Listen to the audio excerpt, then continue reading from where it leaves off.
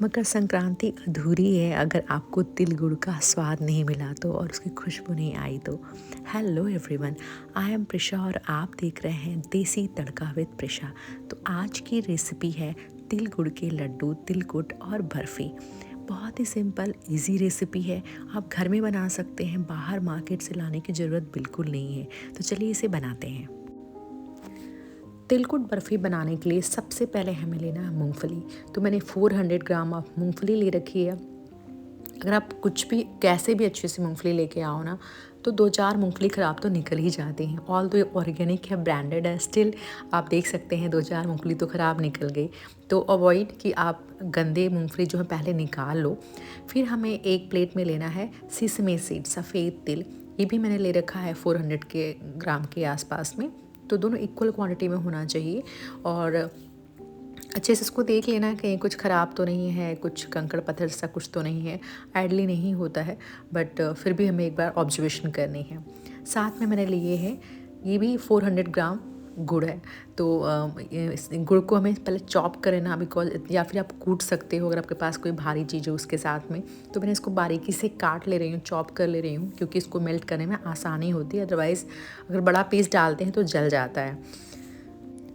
तो आप देख सकते हैं मैंने सारे गुड़ को चॉप कर लिया है। अब हमें ड्राई फ्रूट्स श्रेडर की हेल्प से सारे ड्राई फ्रूट्स कट कर लेने। तो मैंने लिया इसमें बादाम, काजू और पिस्ता। तो तीनों को मैंने थोड़ा थोड़ा करके मैंने इसको श्रेड कर लिया है। आप चाहें तो हाथों से भी बारीक बारीक इसको काट सकते हैं। अब स्टोव को करेंगे ऑन और उस पर रखेंगे एक मोटे तले का पैन।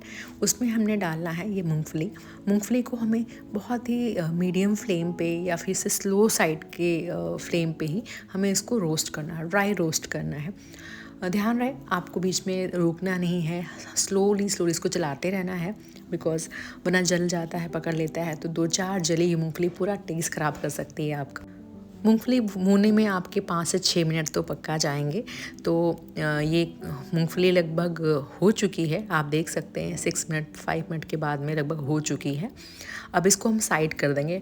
हमें देखना है कि मूंगफली हल्की कच्ची साइड में रहे, बिकॉज जैसे हम इसको बाहर रखते हैं ठंडा होने के लिए तो उस समय मूंगफली सख्त हो जाती है। तो आप अगर सख्त होने का वेट करेंगे तो मूंगफली जल जाएगी। अब सेम पैन में हमें लेना है सीसम सीड्स, सफ़ेद तिल। इसको भी रोस्ट करना है। इसको रोस्ट करने में ज़्यादा टाइम नहीं लगता, बिकॉज दाने इसके छोटे हैं और जल्दी क्रैकल हो जाता है। इसमें साउंड भी आता है क्रैकल होने का और ये फूला फूला भी दिखता है। तो इसको पहचानना कि मूंगफली रोस्ट हो चुकी बहुत ही आसान है। तो अब देख सकते हैं 2.5 से 3 मिनट हुए हैं और मूंगफली हमारी भुन चुकी है। इसको भी हम साइड में रखेंगे। तो मूंगफली और हमें तिल दोनों को साइड में रखना ठंडा होने के लिए। करीब 5 मिनट हो गए हैं और हमारा तिल और मूंगफली दोनों ही ठंडे हो चुके हैं। अब हमें दोनों हाथों से मसल करके छिलके हटाने हैं। तो आप देख सकते हैं छिलके हट गए हैं। कुछ छिलके अगर बच भी जाते हैं तो कोई ख़ास प्रॉब्लम नहीं है। इस छिलकों को मैं छन्नी की हेल्प से इस तरीके से छान लेती हूँ। छानने के बाद में अब हमें इसका एक पाउडर बनाना है। ड्राई पाउडर रहेगा, पानी बिल्कुल नहीं डालना है। और जो पाउडर रहेगा वो थोड़ा बहुत ही फाइन नहीं होना चाहिए, थोड़ा सा कोर्स, थोड़ा सा दरदरा ही होना चाहिए। तो आप देख सकते हैं 3 से 4 पल्स देने के बाद में ग्राइंडर पे इस टाइप का कोर्स पाउडर बन जाएगा। इस पाउडर को हम एक प्लेट में खाली कर देंगे और सेम जार में हमें सिसमे सीड का पाउडर बनाना है, रोस्टेड सिसमे सीड का। तो ये भी 3 पल्स देने में आराम से पाउडर अच्छा सा बन जाता है। बहुत फाइन नहीं रखना है, इसको भी कोर्स ही रखना है। तो ये दोनों को हमें एक प्लेट में ही मिक्स कर लेना है। तो आप देख रहे हैं मैंने इसको एक ही प्लेट में दोनों को, मूंगफली का पाउडर और सिसमे सीड का पाउडर मिक्स कर दिया है। अब स्टोव को करेंगे ऑन और उसमें एक पैन लेंगे, पैन को गर्म होने देंगे। इसमें हम डालेंगे देसी घी। ज़्यादा घी नहीं डालना है, सिर्फ 2 चम्मच डालना है ताकि ये स्टिकी ना बने और थोड़ा सॉफ्टर साइड में रहे। इसमें मैंने डाले हैं 400 ग्राम जो हमने जैगरी को काट के रखा था, वो हमें डाल देने हैं। और उसमें थोड़ा सा डालना है पानी, लगभग ½ कप के आसपास में पानी डालना है, उससे कम भी डाल सकते हैं ताकि ये स्टिकी ना हो, चिपके नहीं। क्योंकि हमें जो बर्फ़ी बनानी है, तिलकुट बनाना थोड़ा सॉफ्ट रहता है, बिल्कुल कड़क नहीं होता है चिक्की की तरह। तो इसलिए हमें इसमें हल्का सा पानी भी डालना होगा और इसको हमें तब तक पकाना है जब तक एक अच्छा सा बबल ना आ जाए। एक हल्की सी एरोमा जो होती है गुड़ की, जलने वाली या पकने वाली बोल सकते हैं, वो ना आ जाए तब तक हमें इसको पकाना है। तो ऐसा पकाते समय जो एक्स्ट्रा पानी होगा वो सब जल जाएगा और ये देखिए कुछ इस तरीके से बनकर आएगा। अब इसमें ऐड करेंगे 1 कप मिल्क पाउडर। कोई भी ब्रांड का मिल्क पाउडर ले लीजिए। इसे स्लोली वन डायरेक्शन में करते हुए हमें मिक्स करना है, तो गुठलियाँ नहीं बनेगी। धीरे धीरे जो गुठलियाँ होंगी उसको आप स्पैचुला की मदद से आप उसको सॉफ्ट कर सकते हैं। तो आप देख सकते हैं सारे के सारे जो मिल्क पाउडर डाला था ये पूरा मिक्स हो गया है।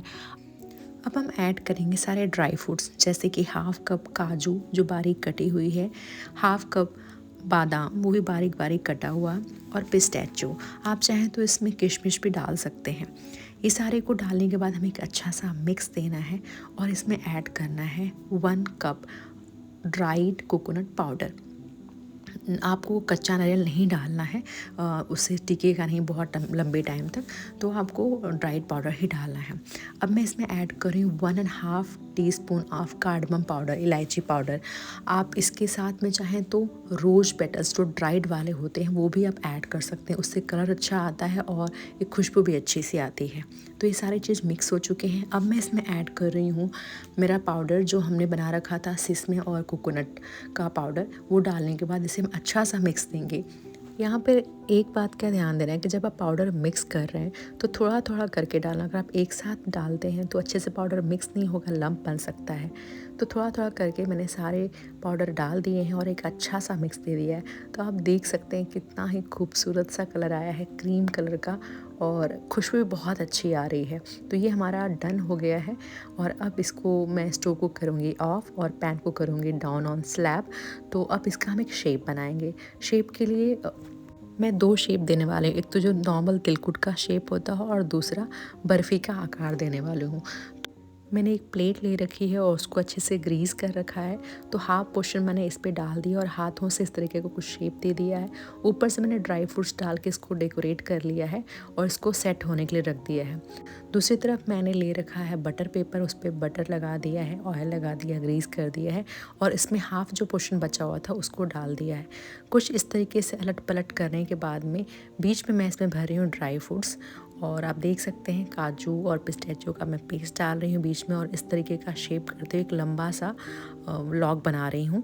और इस लॉग को मैं जा रही हूँ रेफ्रिजरेट में 2 से 5 मिनट तक के आसपास में करीब मैं रखूँगी, सो दैट कि सेट हो जाए। बाय टाइम अब मेरा जो बर्फ़ी वाला शेप था वो कंप्लीट हो गया है और उसको कुछ कट करके इस तरीके से निकालेंगे और इसे ड्राई फ्रूट्स के साथ में ऊपर पे डेकोर करेंगे। एक हाफ पोर्शन जो मैंने फ्रिज में रखा था बटर पेपर में, उसे मैंने बाहर निकाल लिया है और कुछ इस तरीके से मैं चॉप कर रही हूँ।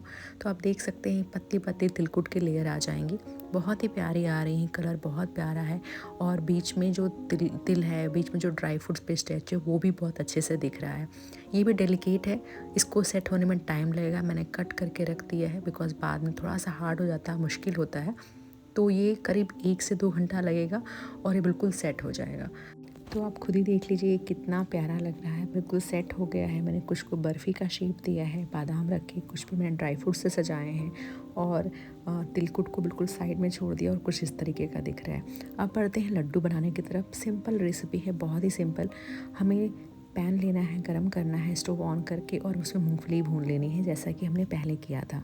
सेम पैन में हमें सीसम सीड्स यानी कि सफ़ेद तिल लेना है और दोनों की मात्रा बराबर बराबर इक्वल क्वांटिटी में ही रहेगी। अब हमें इसको ठंडा होने के लिए रखना है। सिसमे सीड में से हमें 1/4 पोर्शन निकाल लेना है क्योंकि हमें उसको साबुत रखना है और बाकी पोर्शन को हमें ग्राइंड करना है विथ मूंगफली। दोनों को हम मिक्स कर सकते हैं एक साथ और उसको मैंने एक फ़ाइन पेस्ट बना लिया है। ध्यान रहे इसका जो पेस्ट बनेगा वो फ़ाइन होगा, दरदरा नहीं होगा। तो कुछ इस तरीके से पेस्ट बनकर आ गया है। पाउडर को हम साइड में प्लेट में रख देंगे, स्टोव को करेंगे ऑन और उसमें डालेंगे गुड़ हम मेल्ट होने के लिए। गुड़ में बहुत थोड़ा सा पानी, 1/4 कप आप पानी डालेंगे और इसको हम बबल के लिए छोड़ देंगे और तब तक हम इसको बबल देंगे, तब तक इसको हम मेल्ट करेंगे जब तक कि एक अच्छी सी खुशबू ना आ जाए, सेम जैसा कि हमने पहले किया था। और इसमें हम डालेंगे केसर। अब इस गुड़ के पाक में हम डालेंगे हमारा पाउडर जो मूंगफली और तिल का पाउडर है, साथ में जाएगा हमारा 1 कप कोकोनट पाउडर, थोड़ा सा जाएगा हमारा ड्राई जिंजर, इससे टेस्ट अच्छा होता है, प्लस एक गर्म होता है, और नटमग जायफल पाउडर। लास्ट में मैंने ऐड किया है 1/2 कप सत्तू का पाउडर। इन केस आपके पास सत्तू का पाउडर नहीं है तो आप रोस्टेड बेसन का भी यूज़ कर सकते हैं या रोस्टेड चना का पाउडर का भी यूज़ कर सकते हैं। तो कुछ इस तरीके से हम शेप बनाएंगे इसका। बिल्कुल गरम गरम जब रहे तभी इसके लड्डू बनाने हैं, अदरवाइज़ टाइट हो जाने पे लड्डू अच्छे से नहीं बनते हैं या फिर उसमें क्रैक्स आ जाते हैं। तो मैंने लड्डू बना लिए हैं और आप देख सकते हैं 1 या 2 घंटे के बाद में लड्डू बिल्कुल सेट हो जाता है। ऐसा लड्डू होना चाहिए, बहुत टाइट भी नहीं हो और ऐसा भी नहीं कि बिल्कुल हाथ लगाते टूट जाए। तो कुछ इस तरीके से आया है, बहुत ही डिलीशियस है। आप इस मकर संक्रांति लड्डू, तिलकुट और तिल बर्फ़ी बना के सबको खिलाइए। अगर आपको ये रेसिपी अच्छी लगी है तो लाइक, शेयर एंड सब्सक्राइब करना नहीं भूलना। Till the time, take care, bye bye.